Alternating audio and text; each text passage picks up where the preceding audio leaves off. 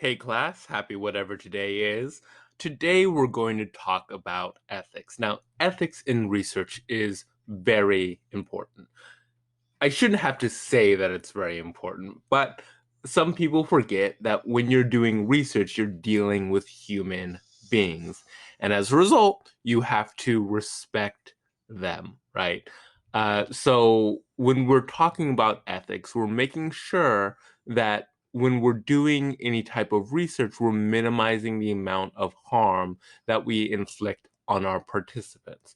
Sometimes the harm that we inflict is minor, right? Sometimes we're just asking for 10 minutes of somebody's time to fill out a survey, but you want people to know what is going to happen when they take the survey, kind of what questions are going to be asked. You don't want people going in blindly. So a lot of these things that we discuss are going to feel like common sense, but the general rule is if it's a law or a rule, it's because somebody broke that rule at some point. So these reminders exist so that we can make sure to hi dog. There's a dog in my room right now just hanging out. Hey buddy. Hey. You're in a recording. Oh yeah, snory snore snore. I was usually when dog sounds happen, I would stop recording, but you just get to hear me petting this little guy. Hey buddy, look at your big head. Okay, anyway, ethics, very important, very serious. Oh, look at you. You just want pets. Ethics are very serious. Oh, you want to sit in my lap? Yeah. Very serious ethics. Very serious recording.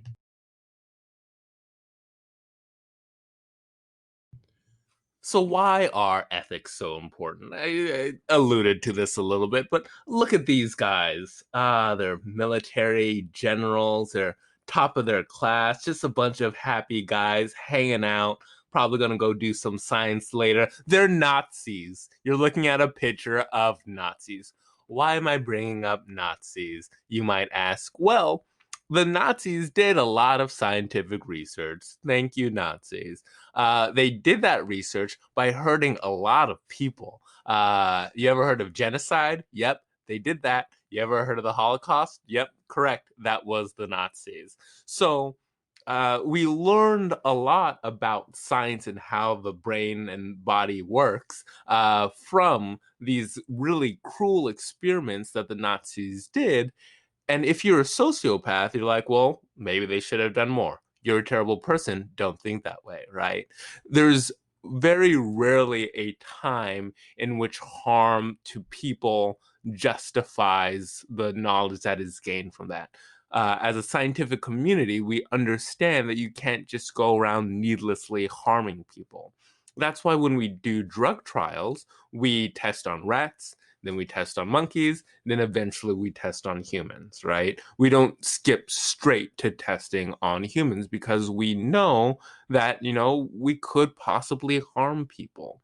So we have these ethics in place to minimize the amount of harm that we inflict on other people. It's never the case where your research is so important and so vital that you can justify the harm that could occur. If you are paying attention to the COVID-19 crisis and the development of the vaccine, you might have heard that developing a vaccine takes a while. Why does it take so long? Well, you can't just say, well, I think that this mix of chemicals is going to work, and then start injecting it into people. That's super unethical, right? You could harm people. You could seriously harm people if you don't know what you're doing, right? So the reason why vaccines take so long to develop is because you test and you test and you test, and then you make sure that you're minimizing harm and maximizing gain, right? So if something makes you completely immune to a disease, but also, permanently blinds you, that's probably not the greatest vaccine. And you'd want to make sure that you eliminated that as a possibility before you rushed out and made it available en masse, right? So ethics are super important because we want to make sure that we are minimizing harm.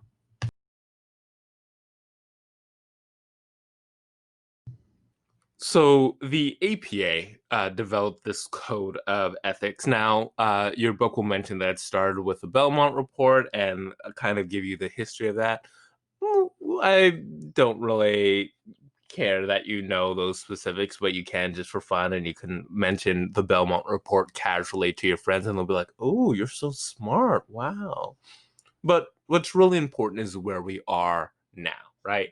So the APA Code of Ethics has 5 principles, and these 5 principles are pretty important to how we understand ethics today. So the first principle is beneficence and non-maleficence. Beneficence is the idea of doing good. Non-maleficence is the idea of not doing any harm, right?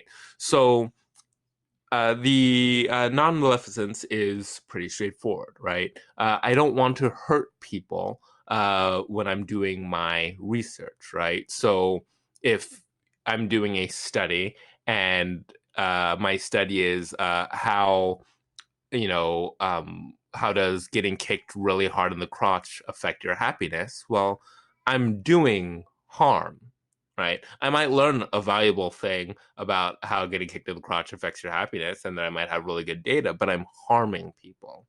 The other side of that is beneficence, right? Am I doing good?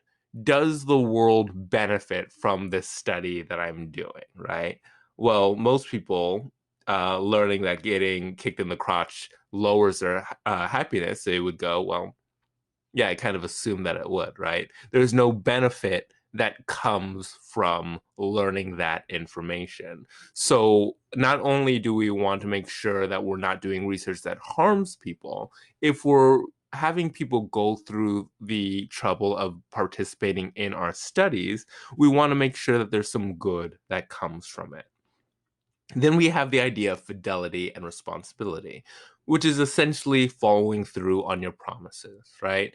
If I say that a study is going to last 3 weeks, and then later I'm like, actually needs to last 4 weeks, then I'm breaking the trust that my participants have in me, right? If I say, meet me here at 9 a.m. for the first trial, and then I arrive 2 hours late, right? I'm not respecting the things that I've said. If I promise that people who participate will receive, $50, and then later I'm like, oh, we decided at the last minute we're not going to pay anyone. But here's a jar of candy. Feel free to grab one piece, right?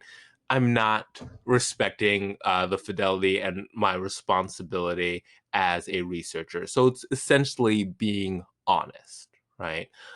Then on the other side, we have integrity. So don't steal, don't cheat, or engage in fraud. So a lot of researchers are under pressure to get their research published.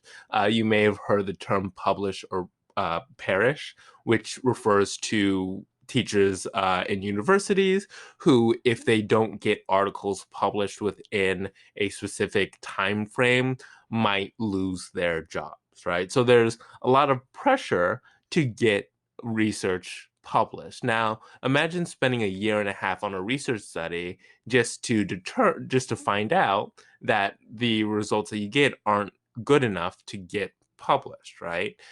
You might be tempted to fudge the numbers just slightly just to make sure that you can show positive results. Now, this is a breach of integrity. You shouldn't falsify information. And again, I mentioned that a lot of these are common sense, but you shouldn't falsify information just to get published, just to keep your job, right? If you're being paid by a big corporation to do research for them, and they say, hey, you said that this thing doesn't cause cancer, but like, are you sure it doesn't cause cancer? And then you just fudge numbers just a little bit, and look, now weirdly enough, it doesn't cause cancer, right? Any type of lying or fraud is something that you want to avoid. Then we have the idea of justice, which is the idea of being fair and providing equal access to information and the benefits of research. So essentially, let's say I discover a new drug, and I discover that it is helpful for the treatment of Alzheimer's, right? And maybe have some people who I don't, maybe I'm like, you know what? People who like the Clippers don't deserve Alzheimer's treatment, right? And then so I might say, yeah, everybody can read this data except for Clippers fans. That would be pretty unjust, right? We'll talk about the Tuskegee experiment later, but essentially in this study, they let people develop syphilis, and even though there were treatments available, they just let those people show symptoms and they let the disease get worse and worse. And a lot of those men died, right? So that's a lack of justice. That is an injustice because there was information, there was treatment available, but they refused to give it to the participants of the study because they just wanted to see what was going to happen. Finally, respect for people's rights and dignity. This is just the general idea of being respectful, right? So using terms that are appropriate for the people that you're referring to. So one common, like really easy way of doing this is not referring to identity markers as the core of like a person's identity. So, for example, if you had a study that was studying Black students, right, you wouldn't say, we asked 30 Blacks what how they felt about this specific policy, right? Uh, Referring to somebody as the adjective that describes them makes that adjective all of their identity, right? If I'm if I'm interviewing gay and lesbian students, I wouldn't say I talk to gays and lesbians. I would say gay and lesbian students, or female participants, non-binary workers at a mine, right? Whoever you're referring to, let the descriptor be an adjective because that's a respectful way of referring to people. Also, if there are outdated ways of referring to people, and people generally say, hey, like, don't refer to us this way, try to find the best, most respectful way of referring to them, right?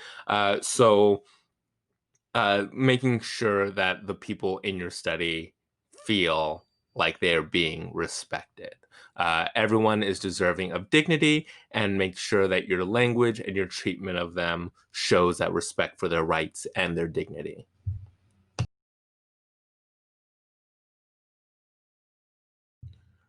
So every time you do a study, there are risks, even if those risks are minimal. So imagine a 10 question survey, right? Somebody could get bored, somebody could feel weird expressing details that they feel personal. So maybe you ask them about their GPA or the number of sexual partners they've had, or if they come from a divorced family, right?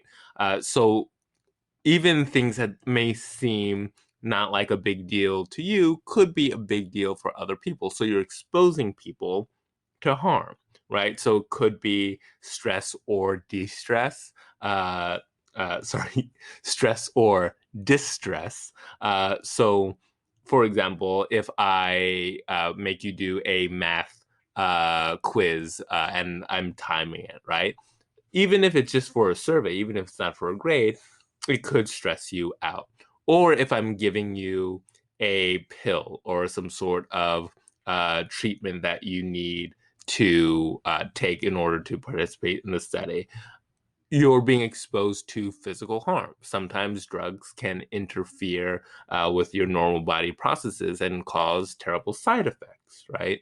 Also, we have the idea of confidentiality and privacy. We have to make sure that we are protecting people's information And sometimes what can happen is that information can get out. And what happens if somebody shares personal information and then that gets out, right? That's severe harm.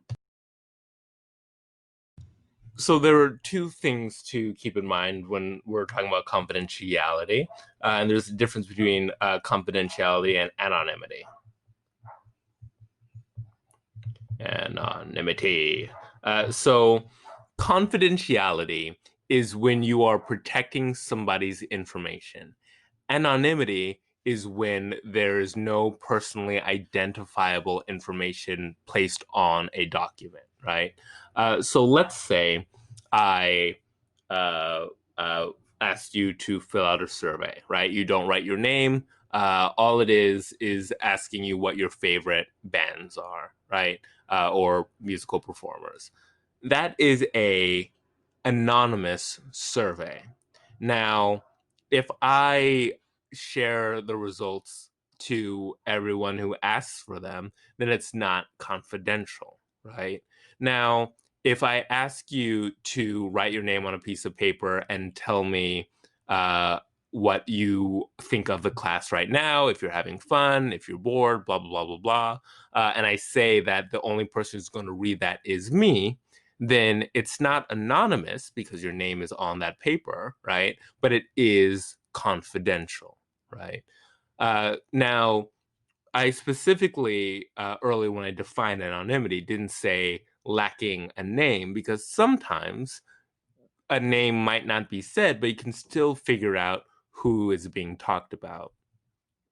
So let's say there is a professor who's known for being very mean to their students, right? And I'm not going to say this person's name, but they're a psychology professor, they're black, they have an afro, right?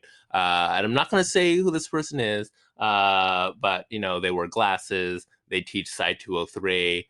I'm not going to say who this person is. I'm not going to name their name. I don't want to seem like I'm gossiping about this person, but this hypothetical person, like I'm not, their initials are JT, right? I'm not going to say who it is, though. I'm not going to say who it is.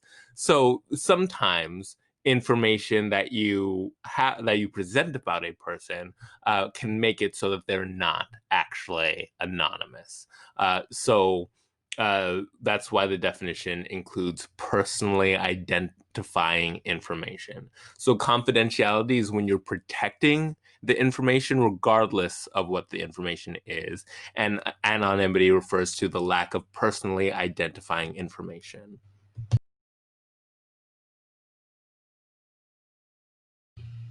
When somebody participates in a study that you're doing, you have to create an informed consent form. An informed consent form basically tells somebody everything that they would need to know before participating in your survey, right? Or in your study. So, there are a few tips that you want to keep in mind when developing an informed consent. One, you want to have normal size font, and you want it to be written at a 6th to 8th grade reading level. I'm just going to give you a moment to wonder why normal size font and a 6th to 8th grade reading level might be important. Well, I just take a sip of my soda.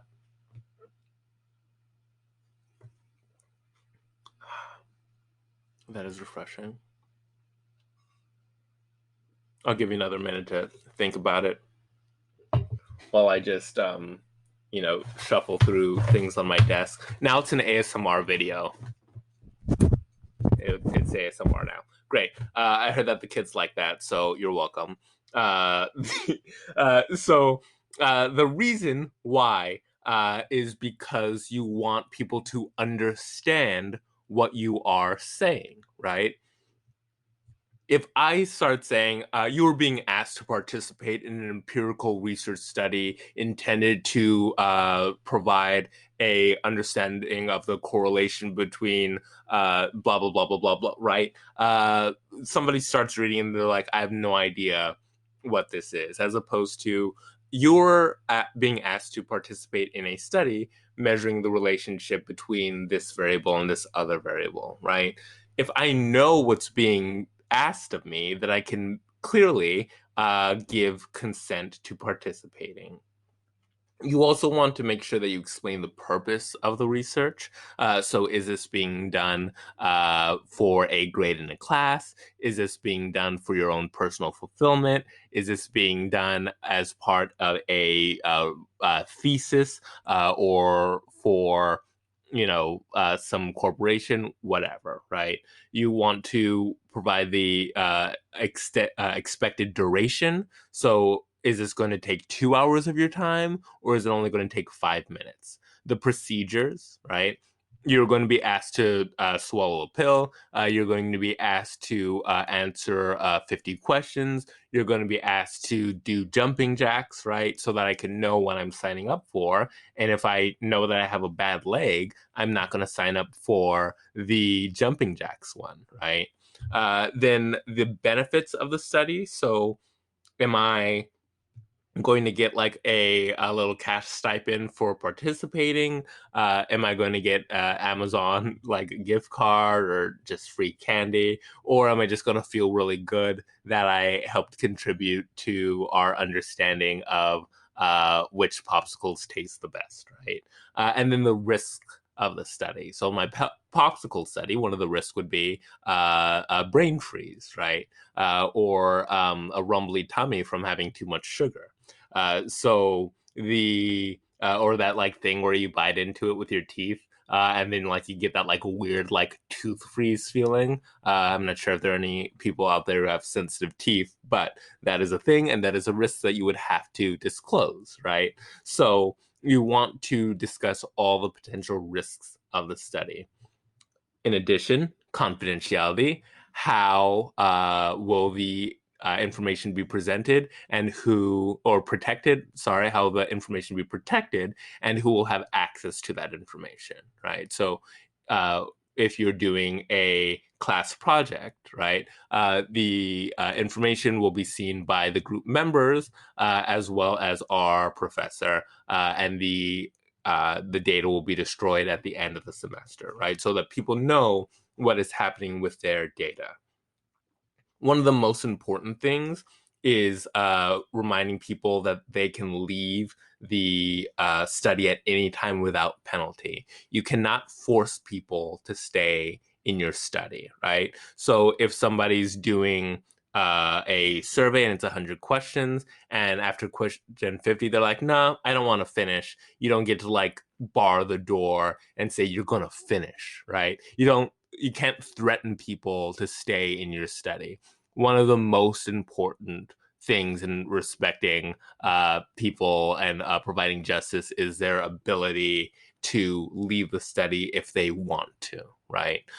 So it doesn't matter that you're going to have to find another participant, because it's not about your well-being, it's about the participants' well-being. And then finally, contact information for the research team.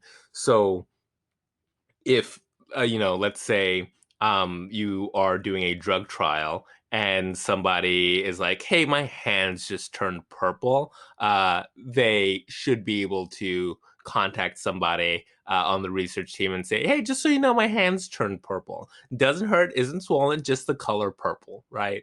Oh yeah, no, it's sprouting scales and fur, so that is confusing. That's a confusing mix of symptoms. So being able to contact somebody who can go, oh, actually, that happens to everybody within the first 3 days. Also, notifications on my computer happen on the first 3 days. That happens on the first 3 days. And it's actually pretty normal, right? Being able to have some contact, or maybe 2 years later, somebody's like, hey, I wonder what the results of that study that I participated in were, right? You need to be able to be available because people might have questions. And if you just piece out on them, right, then you're not respecting them. So those are some of the things that you'd want to state in an informed consent.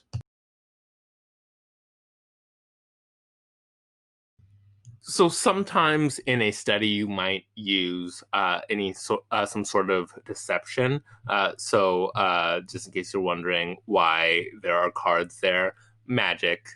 is a form of deception, right? But you know that you're being lied to. Nobody thinks, or if you do, sorry to ruin this for you, nobody thinks that people are actually like making things disappear. You know that there's some secret to it, or maybe they are making things disappear. Aliens. No, there's deception. You're being tricked some way, right? Sometimes in research, you actually have to deceive people. There are some studies in which you will lie about one thing in order to study a specific thing because if people know, then you won't be able to study it. So, an example of this is a study that was done on change blindness.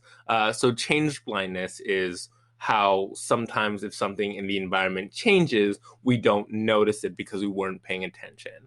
So, you go to sign in for a study, and then somebody like greets you, and then they're like, "Oh, hey, welcome to the study. Let me pull out the sign-in sheet." And they duck down behind the desk, and somebody gets up wearing a similar clothing, and they say like, okay, oh, here's a pen, here's the paperwork, fill it out, right? So the deception is that you're talking to the same person, and it's studying how many people actually notice whether or not the person who ducked down and the person who popped back up are different people, right? So if I told you beforehand that you were going to see one person duck down and another person would pop back up, right? And that I'm trying to see if you're going to get tricked, then you're going to be watching for it. So I'm not able to study it. So sometimes you have to use deception. You can't tell people what the study is about in order to study it, right? But what you have to do is you have to debrief afterwards. So every study after the methods are done ends with a debriefing. Sometimes it's just simply saying thank you and reminding people how to reach out if they have any questions or comments. Sometimes a debriefing involves saying like, hey, just so you know, we deceived you, right? We said that you assumed that it was the same person going down and then coming back up, but it actually wasn't, right? And the reason why we had to trick you was to study this one thing. And then because people might feel a little bit dumb, right? Because they just got tricked. You also want to like explain to them like, hey, just so you know, this is actually a very common phenomena, right? It doesn't mean that you have any cognitive issues. A lot of people make this mistake. It's very rare for people to notice everything in their environment, especially when they're in a new situation, right?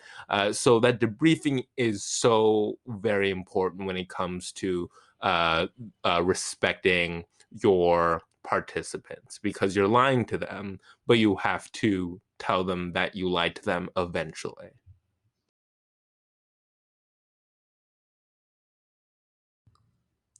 So, who makes sure that researchers are being ethical? I'll tell you. Good question. Great question. If you're doing research at a university, then your research has to be approved by an IRB before the research is done. Just so you know, Citrus does have an IRB. There is a body at Citrus College that, let's say, I wanted to do research, I would have to get it checked by the IRB before I did that research, right? The job of the IRB is not to get your research pushed out the door so that you can get as much information as possible. It is to protect the participants of the study. An IRB is often formed of a committee of different members. So there's one person who is part of the staff at Citrus College. They had the research department there. Then you might have a few faculty members, you might have a few students, you might also have some people from the neighborhood, right? So people involved with citrus in different ways and people who are outsiders, right? The reason for this is if you had a whole bunch of faculty members, teachers, determining whether or not other teachers can do their research, you might get a little bit of a bias, right? But you also have people who have done research who are teachers who can say, oh, this is these are the concerns. You're getting different perspectives, and these different perspectives will look at your research and say, does the harm that you'd be exposing people to, is it in any way outweighed by the potential good of the study? And I a couple years ago got asked to participate in a nationwide study, and I was going to be the citrus representative, and we took it to the IRB at Citrus, and it was rejected. And it was very lame because I was like really excited to do some research, but that is what their job is, right? They thought that the benefits of the study would not be outweighed by the harm of having students participate in the study. Even though it was just like an hour, they're like, no, students are overwhelmed as it is. We're not going to add anything more to that. And that is their job. So the IRB is very important.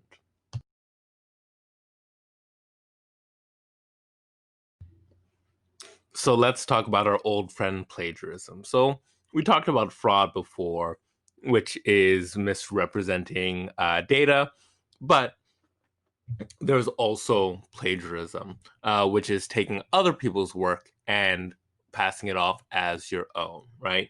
There are different types of plagiarism. So uh, going from like most severe to least severe. So sometimes people will just take some other person's work and say, this is my own work, right? This is a very severe form of plagiarism. So if somebody else turned in a paper for a different class, or maybe for the same class, even if it's at a different school, and then you take it and then you put your name on it, right? That would be plagiarism. Fun fact, if you write the same assignment for two different classes, that's also plagiarism. So if you were like, oh, well, I wrote this assignment last year and for biopsych, and now I'm taking abnormal psych, and it's basically the same thing. I'm just going to take my paper about schizophrenia and then just turn it in again. That is actually plagiarizing, right? You cannot it seems counterintuitive, but basically, what you're saying when you turn in a paper is that I'm doing this original work right now for this class, right? So you've actually plagiarized yourself. If you want to get really nerdy about it, you technically can cite your original paper in your new paper, but you have to be careful because you don't want to be accused of the next type, which is the control C, which is people just basically taking large chunks of another paper without really changing anything, right? So you might move things around here and there, but it's essentially just another person's paper with like you adding things in just a little bit. Similar as a find and replace, where you basically just like use the thesaurus function and you just change a few words, maybe like put like one part of the sentence at the beginning and switch things around. That's also plagiarism because you're still writing it off as your own work.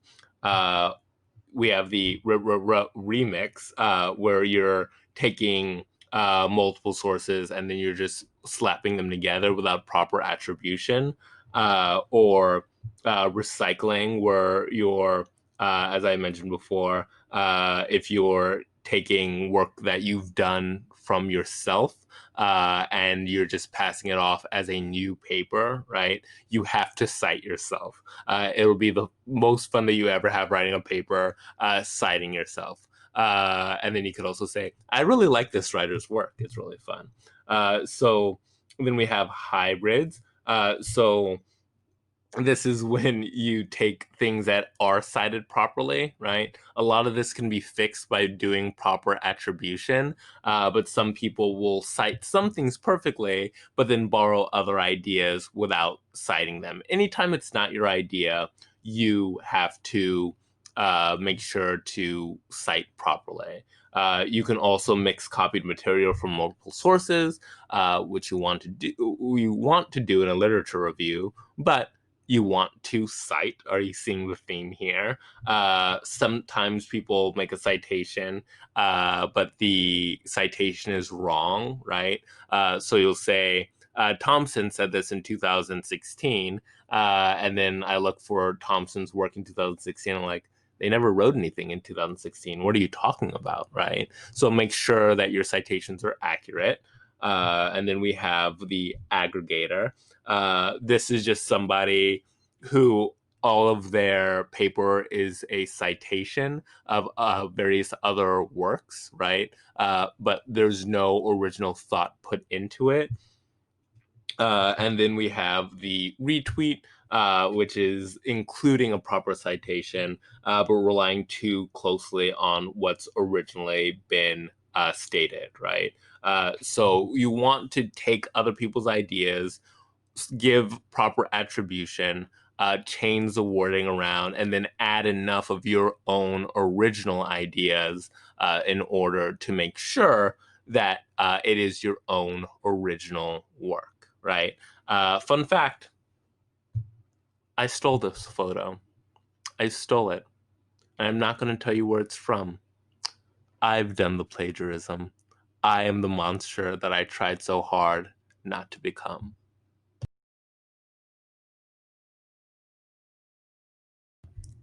So let's very quickly talk about some unethical research studies that were performed. So we have Milgram's experiment, which you may be familiar with from Psych 101. Milgram's experiment basically asks, will you harm someone just because an authority figure tells you to do it, right?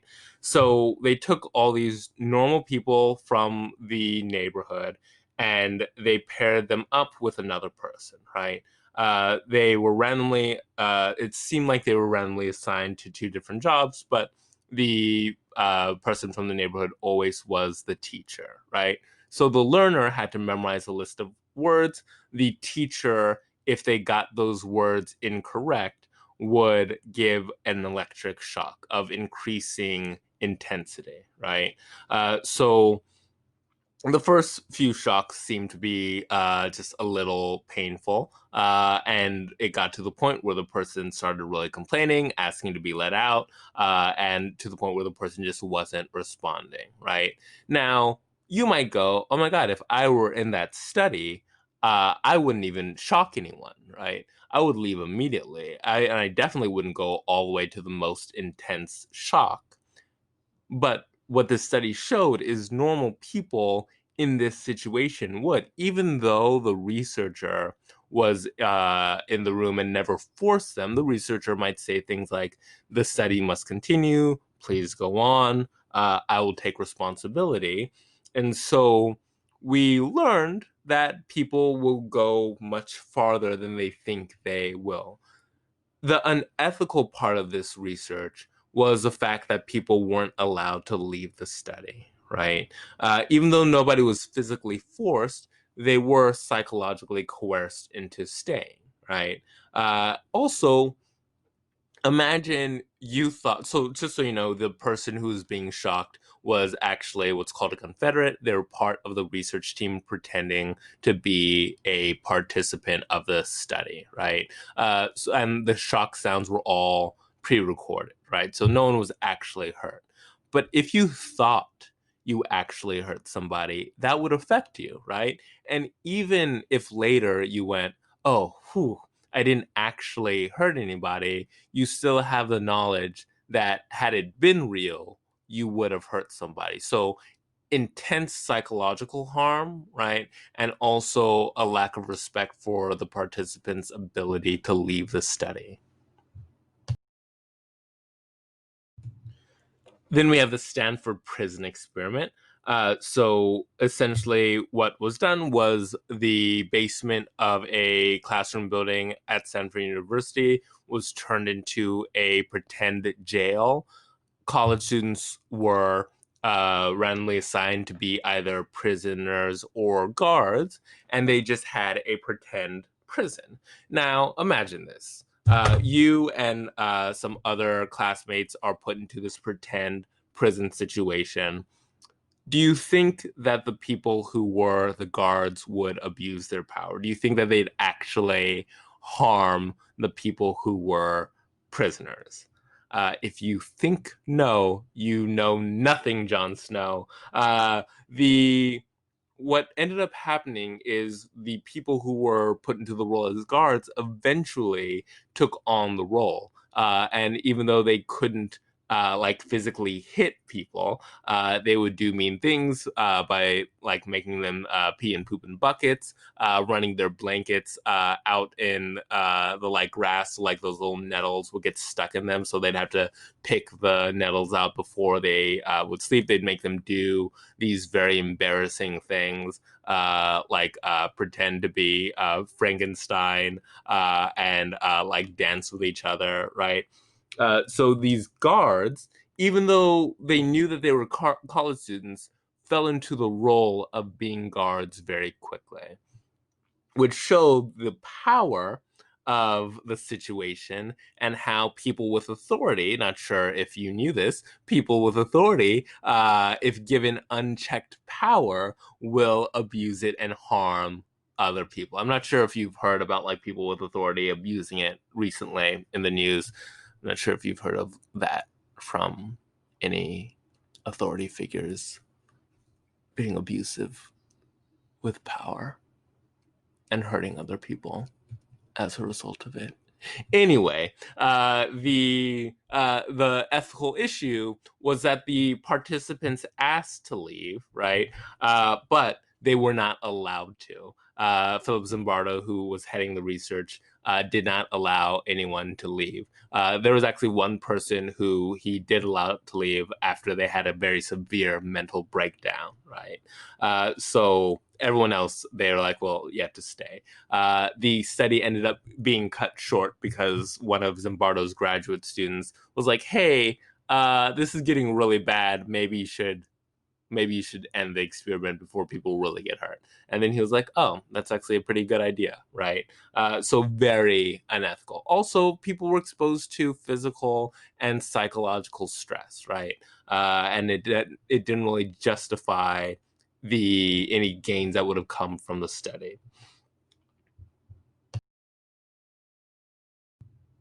Last but not least, we have the Tuskegee experiment. This study was supposed to last for 6 years. It actually lasted for 40.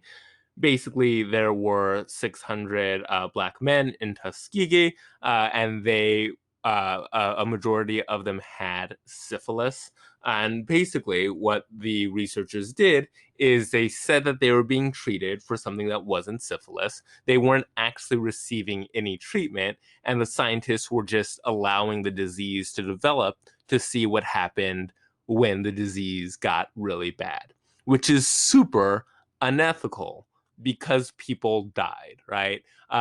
So the study started in, I believe, 1932, and by like 1947, they had penicillin, which was a widely used treatment for the disease, and they didn't give it to the participants of the study. There were ways to stop the syphilis, and they didn't do it, right? Even after the study lost funding, they didn't inform the people who were in that study that they were part of a study and that they had syphilis and they could have received treatment for it. This is super unethical, right? This is unjust. It's breaking fidelity and responsibility. It's not respecting their rights and their dignity, right? These are all the things that are no, no, no, right? Remember non malfeasance? This is yes malfeasance. So all of these studies show us the importance of having an ethics code to protect participants from researchers who might not care about the lives of the people that are participating in their study. So what should happen next, I'm fooling around with VoiceThread and YouTube, is you should see a quick video of Milgram's experiment, and then you'll see a quick video of the Stanford prison experiment. I've never tried doing this before, so what could happen is you'll just get a weird blank screen or something, I don't know. In case the videos don't play after this, I'm going to link them down in the description below. So feel free to check those out. I'll also put them in a class announcement so that you have access to them.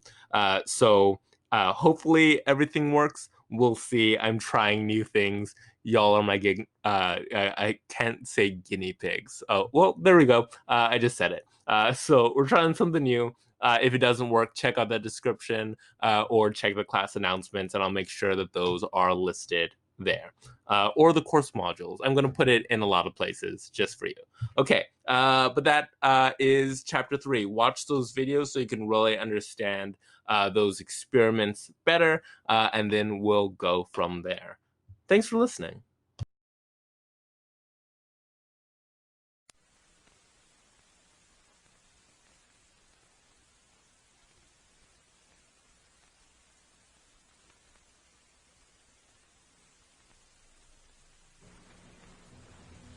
It is May 1962. An experiment is being conducted in the Elegant Interaction Laboratory at Yale University. The subjects are 40 males between the ages of 20 and 50 residing in the greater New Haven area.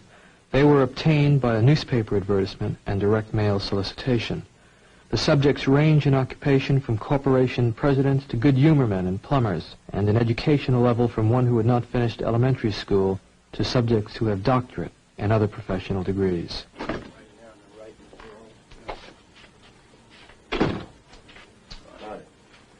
Right here. Now, both of you have been paid, so let me sit right down. So let me say that the checks are yours simply for showing up at the lab. And from this point on, no matter what happens, the money is yours. I should like to tell both of you a little about the memory project. Psychologists have developed several theories to explain how people learn various types of material. Some of the better-known theories are treated in the book over there, The Teaching and Learning Process by Cantor. One theory is that people learn things correctly whenever they get punished for making a mistake. A common application of this theory would be when parents spank a child who does something wrong. But actually, we know very little about the effect of punishment on learning because almost no truly scientific studies have been made of it in human beings. For instance, we don't know how much punishment is best for learning. And we don't know how much difference it makes as to who's giving the punishment, whether an adult learns best from an older or a younger person himself, and many things of this sort. So what we're doing project is bringing together a number of adults of different occupations and ages, and we're asking some of them to be teachers and some to be learners. We want to find out just what effect different people have on each other as teachers and learners, and also what effect punishment will have on learning in this situation. Therefore, I'm going to ask one of you to be the teacher here this afternoon, and the other to be the learner.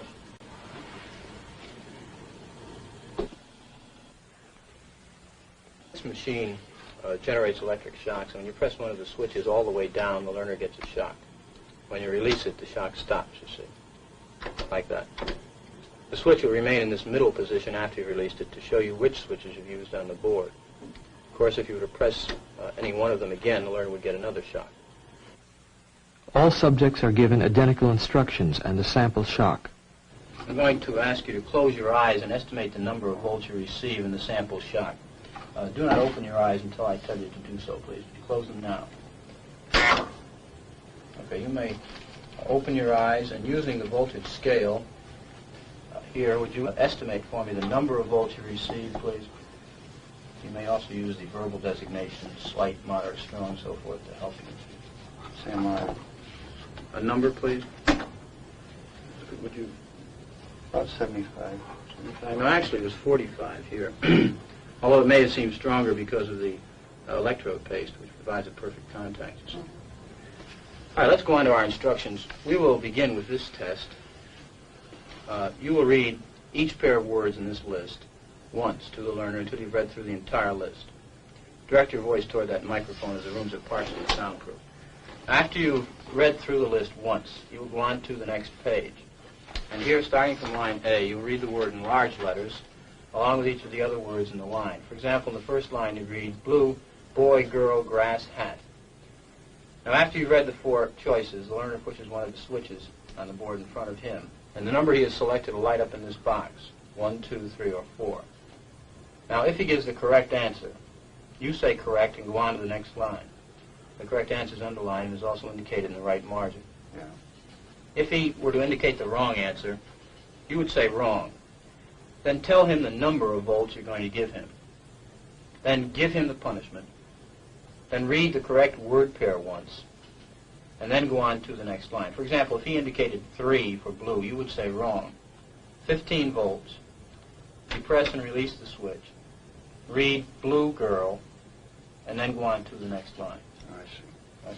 Now, each time he gives a wrong answer, you move up one switch on the shock generator. I see. And it's important that you follow this procedure exactly. So to help you, let me go through it again very quickly. All right. I would suggest you read the list and the test at a brisk pace to keep it moving. The victim was an accomplice of the experimenter. The drawing was rigged so that the naive subject was always the teacher, and the accomplice always became the learner. Well, of 100 people placed in this situation, how many do you think would just go right on to the end? And Mr. Wallace were out there, and say Mr. Williams, for some reason or other, said, keep going. You're asking me how many people? Out of 100, right. Well, personally, I think, yeah, if you get 1 or 2, you'd be lucky. Well, I'm not sure lucky is the right word. 40 psychiatrists at a leading medical school were also asked to predict the performance of 100 hypothetical subjects. They predicted that only a little more than 1/10 of 1% of the subjects would administer the highest shock on the board. Yet actually, 50% of the subjects obeyed the experimenter's commands fully in the experiment depicted in this film. 165 volts. Time. That guy's hollering in there. Continue, please. Go on.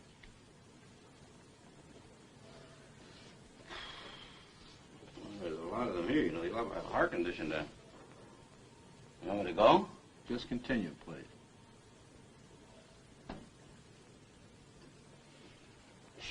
Sharp. Axe, needle, stick, blade. Answer, please. Wrong. I'm up to 180 volts. Please continue, teacher. Needle, you're gonna get a shock. 180 volts.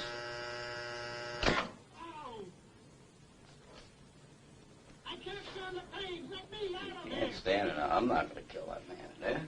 You hear him hollering there? He's As I said crying. before, the shocks may be painful, but Yeah, they're not but he's in dangerous. there hollering. He can't stand it. What if something happens to him? The experiment requires that you continue, teacher. Yeah, but I'm not going to get that man sick in there. I mean, he's hollering in there. You know what I mean? Whether the learner likes it or not, we must go on until he's learned all the word pairs. I'd refuse to take the responsibility of him getting hurt in there. He's in there hollering. It's absolutely essential that you continue, teacher. There's too many left here. And geez, he gets wrong here. There's too many of them left. Who's going to take the responsibility if anything happens to that gentleman? I'm responsible for anything that happens here. Continue, please. All right, next one, slow. Wrong. Answer is neck. 300 volts. Ow! I absolutely refuse to answer anymore. Get me out of here. You can't hold me here. Get me out. Get me out of here. Continue. The next word is green, please. Green, grass, hat, ink, apple.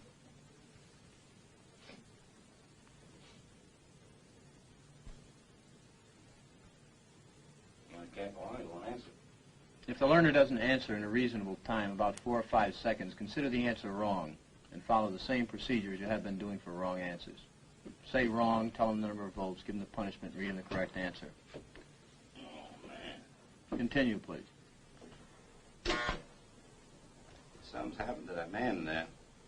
Nice one, gold, dollar, necklace, moon, paint. Something's happened to that man in there. You better check in on him, sir. He won't answer me or nothing. Please continue. Go on, please. You accept all the responsibility? The responsibility is mine, correct. Please go on.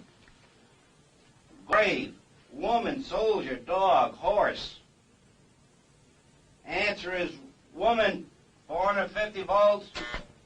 That's it. Now continue using the last switch on the board, please. The 450 switch for each wrong answer. Continue, please. I'm not getting no answer. Please continue. The next word is white. But you think you should look in on him, please? Not once we've started the But experiment. what if something's happened to the man, had an attack or something there? The experiment requires that we continue. Go on, please. Don't the man's health mean anything? Whether the learner likes it or not, we But must... he might be dead in there. I mean, some people can't take the shock, sir. Please I continue. don't tend to be rude, but I mean, I think you should look in on him.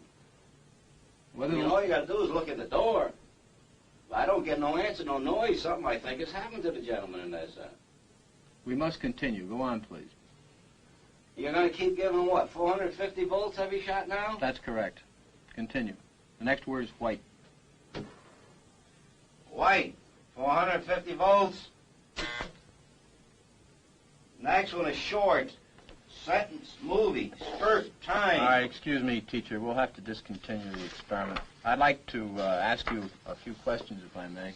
How do you feel, by the way? I feel all right, but I don't like what's happened. That I fall in there. He's been howling, and we had to keep giving him shocks. I didn't like that one bit. I mean, he wanted to get out, and he just kept going, kept throwing 450 volts. I didn't like that. He wouldn't even look at him, that gentleman. Well, who was actually pushing the switch? I was. But he kept insisting. I told him no, but he said, "It's got to keep going." I told him it's time we stopped when we got up to 195, 210 volts. Well, why didn't you just stop? He wouldn't let me. I wanted to stop. Many people, not knowing much about the experiment, claim that subjects who go to the end of the board are sadistic. Nothing could be more foolish as an overall characterization of these persons. The context of their action must always be considered. The individual, upon entering the laboratory, becomes integrated into a situation that carries its own momentum.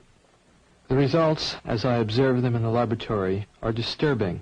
They raise the possibility that human nature cannot be counted on to insulate men from brutality and inhumane treatment at the direction of malevolent authority. A substantial proportion of people do what they are told to do, irrespective of the content of the act and without limitations of conscience, so long as they perceive that the command comes from a legitimate authority. If in this study an anonymous experimenter could successfully command adults to subdue a 50-year-old man and force on him painful electric shocks against his protests, one can only wonder what government, with its vastly greater authority and prestige, can command of its subjects.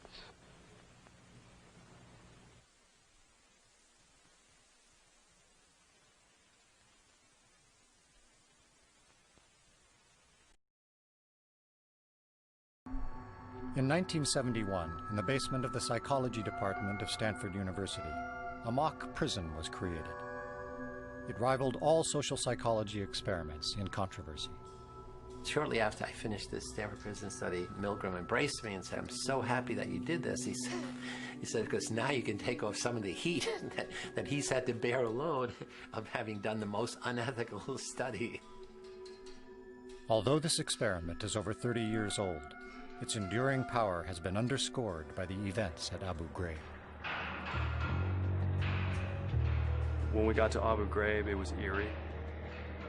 People were being told to rough up Iraqis that wouldn't cooperate. I mean, they're torturing, they're abusing detainees. You're looking at the situation thinking, they've condoned this, but why? And if it wouldn't have been for those photos, no one would have ever believed what was going on over there. When I first saw the pictures, immediately a sense of familiarity struck me, because I knew that I had been there before. I'd been in this type of situation. I knew what was going on in my mind. The photographs were strikingly familiar to the photographs that we had taken, many of the photographs I had taken in the prison study. We didn't do any of the stuff that you see in Abu Ghraib where they, get into a big pile or something like that. But I certainly subjected them to all kinds of humiliations. I don't know where I would have stopped myself. Given enough time, we could have got there. When the images of the abuse and torture at Abu Ghraib were revealed, immediately the military went on the defensive, saying, it's a few bad apples. When we see somebody doing bad things, we assume they're bad people to begin with. But what we know in our study is there are a set of social psychological variables that can make ordinary people do things they never could imagine doing. At Abu Ghraib, ordinary people perpetrated extraordinary abuses. To understand why, it helps to reach back to the lessons of Zimbardo's experiment, how people respond to a cruel environment without clear rules.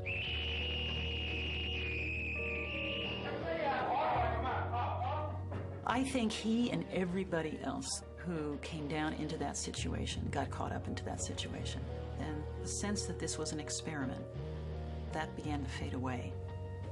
It became just life. We frankly didn't anticipate what was going to happen.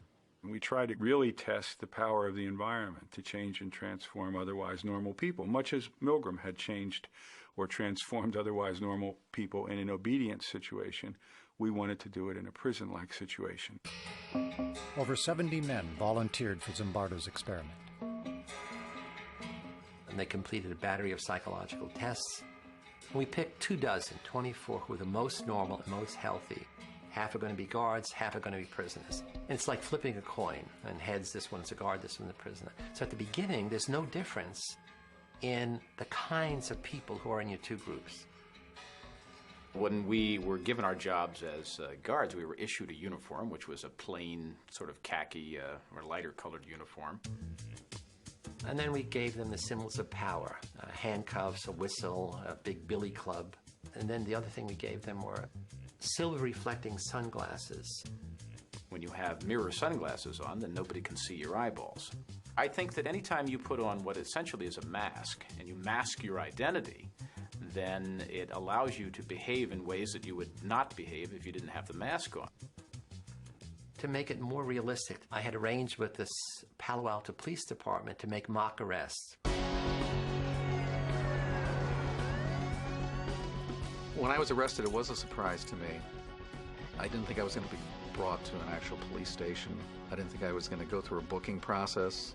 The guards then put a blindfold on them, stripped them naked, and then they put them in dresses, smocks with no underpants. Each had a number that replaced their name. They had to know the number. They could only be referred to by that number. And they had a chain on one foot, which was put there to remind them at all times of their loss of freedom. So all of these things produces a sense of being dehumanized.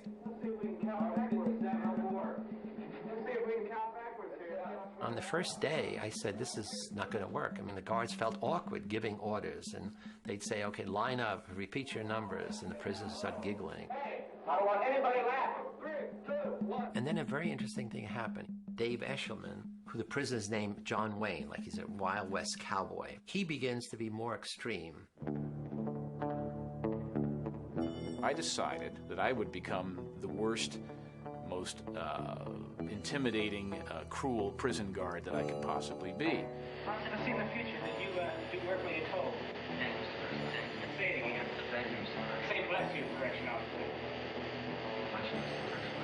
I was sort of fascinated myself that people were believing the act, and I was trying to see how far I could take it before somebody would say, okay, that's enough, stop.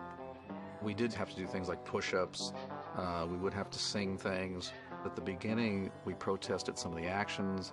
We did things to irritate the guards.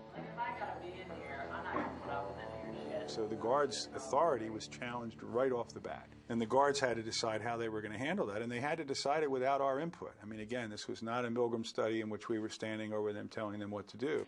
And they began to see the prisoners' behavior as a kind of an affront to their authority, and they began to push back. We would ramp up the general harassment, just sort of crank it up a bit. Nobody was telling me I shouldn't be doing this. The professor is the authority here. You know, he's the prison warden. He's not stopping me. This is unbelievable.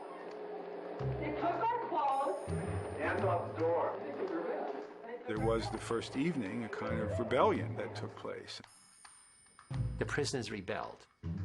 They barricaded themselves in their cells and said, we refuse to come out. They took off their numbers. They didn't want to be de-individuated. They started cursing the guards to their face. And the key turning point was the guards began to think of them as dangerous prisoners. And so the guards formulated a plan, used fire extinguishers, took the doors down, dragged the prisoners out, stripped them naked, and essentially broke the rebellion in a purely physical way. From that point on, the study was as remarkable a series of events as I've ever seen. It was a real laboratory for Zimbardo and I to watch human nature transformed in a very rapid way in the face of a very powerful situation. People really suffered. I mean, guards did terrible things to the prisoners. They punished them by putting them in solitary confinement, which was a small closet. You could squat or stand, but you couldn't sit, and it was dark and dank, actually. Every hour, every day, there's a teeny little bit more of an increment. And they're stepping up, taunting the prisoners. They're stepping up. The count's not letting them sleep. They're stepping. I don't think from one minute to the next, the people who are in it see the change and see the difference.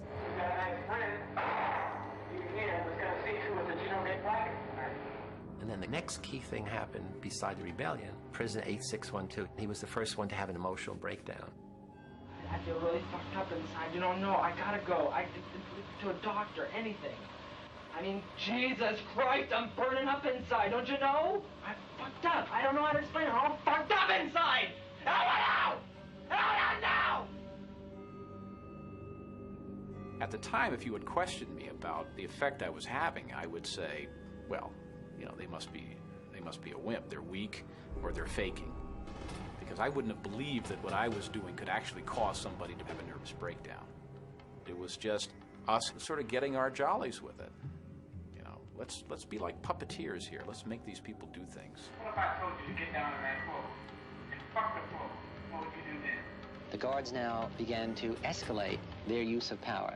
Some of them had prisoners clean out toilet bowls with their bare hands.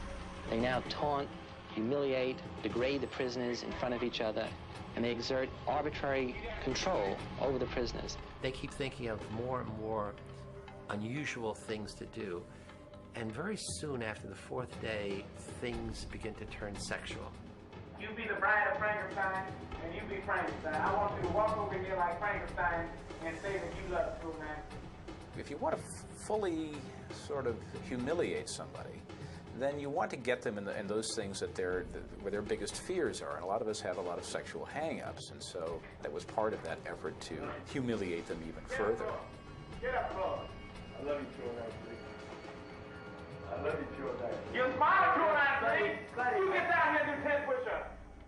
The guards knew that had the coin come up heads rather than tails, they would have had the dress on rather than the uniform on. They knew that. So they certainly knew that the prisoners who were being mistreated had done nothing wrong to deserve the mistreatment. And yet the roles themselves were so powerful and the environment itself was so powerful that they ended up punishing those prisoners as though they had done something wrong. We were told to chant something about how he was a bad prisoner. And at the time I went along with it, I'm thinking, what does this matter? We don't believe this, but we can go along and chant it. Because of what prisoner 819 did, myself is the best. Because of what prisoner 819 did, myself is the best. That night, he had a breakdown. Every day after that, another prisoner broke down in a similar way. Broke down, extreme stress reaction. And we released another one on Tuesday, Wednesday, Thursday. Nobody who was in that study could deny that the prisoner breakdowns were genuine. They were scary to see. They were upsetting to us. They were unexpected, but they were very clearly the real thing. At some level, we understood that something was happening that we were no longer in control of. It was damaging people. We didn't quite have a grasp on what to do about it. One of the mistakes we made was that we hadn't built in time to step back and to look at what was happening and call it what it was, which was mistreatment. We were caught up in the events that were taking place. Or you can keep your blankets, and 416 will stay in another day. We got 3, guess 1. Keep your blankets. 416, you're going to be in there for a while. So just get used to it.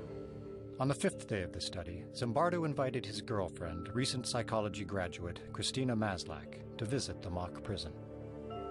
I had heard bits and pieces from Phil about what was going on. And then when I was down there that evening, it really was kind of a wow. The thing that really got to me was when some of the guards took the prisoners down the hall to the men's room.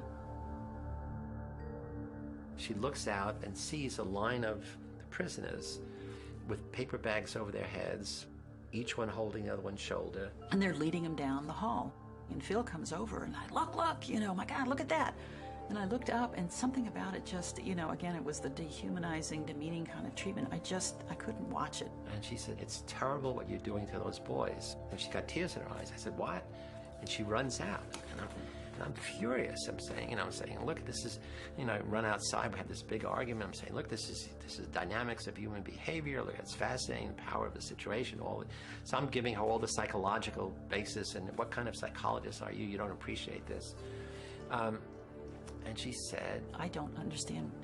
You're a stranger to me. I don't understand this. How could you not see what I see? I mean, you're a caring, compassionate person. I know you from all these other things. Something's gone wrong here.